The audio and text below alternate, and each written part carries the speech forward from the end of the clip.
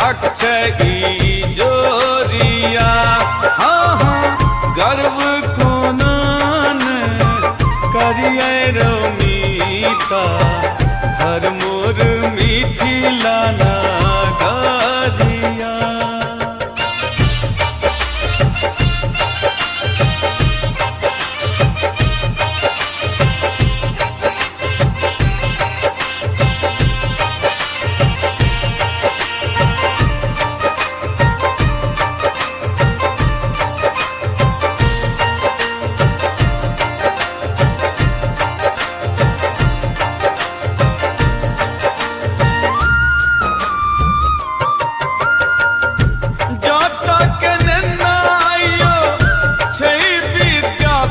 चंद्रा और अयाची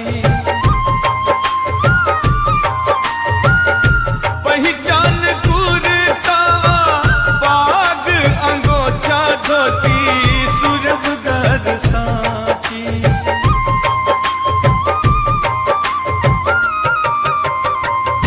जतो के नैना आयो छई विद्यापति चंद्रा और अया पहचान कुर्ता बाग अंगोछा धोती सुरभगर साची।